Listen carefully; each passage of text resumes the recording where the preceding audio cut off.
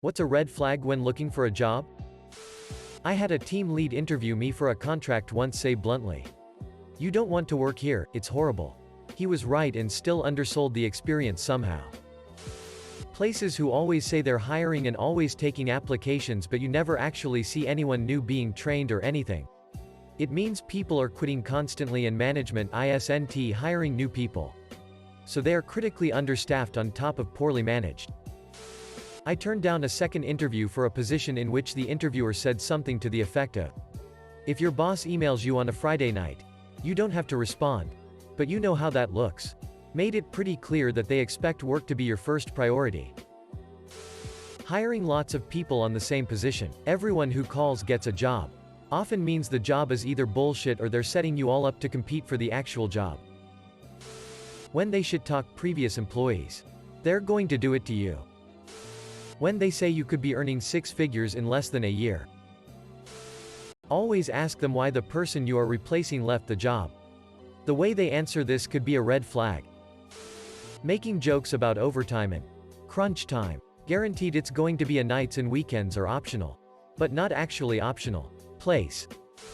Initially unpaid. But will result in full-time offer upon completion of XYZ.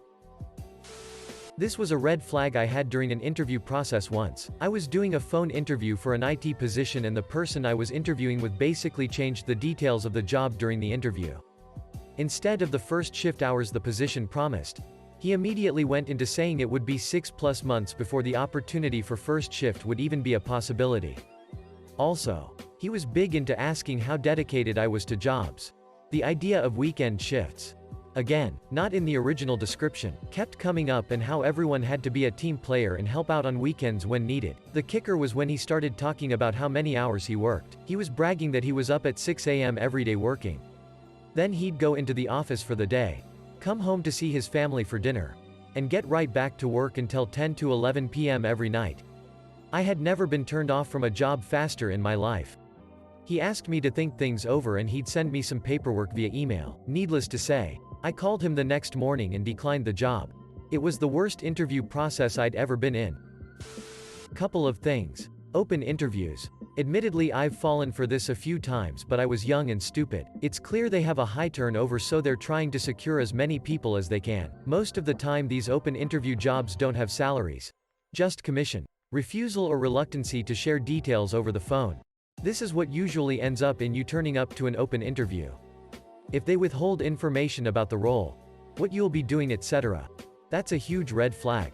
They just want to get you in the door for an interview to pressure you into joining. I got a call from a Subway I applied to telling me my interview was in 10 minutes. That was the first I heard from them after submitting my application. Earning potential is stressed over current salary. Looking for rock stars. In the job description. Unless of course the posting is in fact for a position to be a rock star. If you ask them what the pay is and they start off with what you could be making after so much time and they start rambling about the raise process, run the other way. High staff turnover. If the job description has about 20 items of which one is sales, your job is going to be sales. Manager who doesn't really interview you or who doesn't take the interview seriously. They are on their phone the whole time, don't ask any questions, are too casual. Edited. Too casual doesn't mean creating a relaxed environment or rapport with interview candidate. Too casual, in my experience, was the guy. Director of marketing. Wear jeans with a hole near the crotch and sitting with his legs open. On his phone the whole time. Spitting chew into a can on his desk. Or the guys who have interviewed me and littered the interview with F-bombs and other vulgarities. Or talked shit about our known common acquaintances. Things like that. If it feels like you have the job before your interview. I once applied to a trainee position.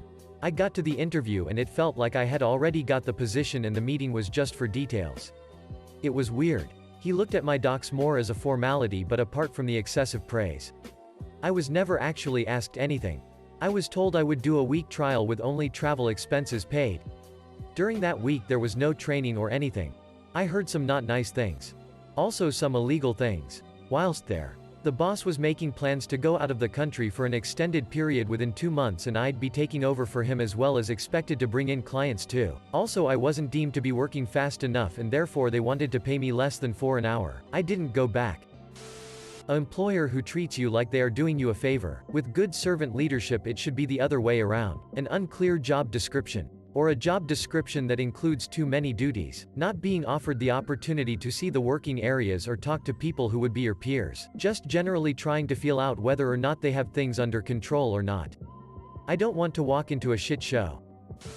We work hard and play hard. It actually means all work and for sure no play. Arrived for an interview not too long ago. Showed up 15 minutes early and had all my certs to prove training. Waited over 20 minutes before the secretary led me to a conference room. Waited another 40 minutes and got fed up. Quality manager walked in as I was getting up to leave. He was very offended when I told him he had wasted my time and I would never accept a position after being left to wait almost an hour while having an appointment. We are a family here. Which means this is how they try to make up for the shitty pay and long hours. If you're the kind of person who likes a 9-to-5 job, this may not be right for you. Reaching out to potential clients. Likely refers to cold calling. Fuck that. Job description. You will be in charge of the online marketing. Because of that, we expect that you will also be the web developer, Photoshopper, community manager, coffee maker and dick sucker. That kind of crap will tell you if that business understands the role they are looking to fill or are just expecting some kind of magical entity that will do everything online related by himself. Any job that requires an upfront cost. This is a telltale sign that you are getting wrapped up into a MLM pyramid scheme. I arrived at a pharmacy for an interview. I asked to speak with the manager who had made the appointment with me. I waited 20 minutes before he came over and said he forgot about the interview. Asked me to email him a copy of my resume and have my last employer call him. I walked out of there with his card and threw it in the garbage. I interviewed for a company that had a recruiter after me pretty hard. The company was just moving into my market and the reviews on Glassdoor definitely mentioned people being frustrated with the bro culture. All of my interviews were over FaceTime, with the managers showing up in their pajamas from home and admitting that since the company is still growing, the workload was pretty much 7 days a week until you got your new team hired and running. It just wasn't very professional and it was obvious they didn't have structure or care about people's time. I also don't trust companies that brag about things like Nerf gun fights around the office and constant happy hour events. Those perks are fun, but it's clear when that's all they talk about in the job posting that they're trying to distract you from other issues. I need to see that your company culture is enriching and creates success. Not free lunches. A former coworker shared this tidbit with me years ago and it works wonders. Try to schedule your in-person interview as late in the afternoon as possible. Relevant to your position. If you're expecting a 9-to-5 job, schedule your interview for 4:00 or 4:30. You probably discussed after hours work etc. during the interview. When you are done, you should be able to look around. Are people still working? Is the parking lot empty? You can match up the evidence with what was claimed during the interview and from that, judge how realistic the entire job description is based on how they treated the after-hours work. I remember a specific red flag from when I was interviewing senior year of college. Went to the initial interview. Hit it off with the guy right away. He was the supervisor and the type of guy the first could see myself being happy to work for. Went to their office for a second interview. Everything went great. Met the rest of the team. They all seemed like nice people. Plenty of other young folks just starting out who seemed cool. Just all around a nice place to work. They were a small division of a large insurance company. Great benefits and corporate resources. But plenty of autonomy to do the kind of specialized work my degree was for. It was also local. I was basically debating between this and one other job which was out of state, so location was a big plus on their side. About a week goes by, and I get another email. The supervisor tells me that they're all sold on offering me the job. But they need me to come in again.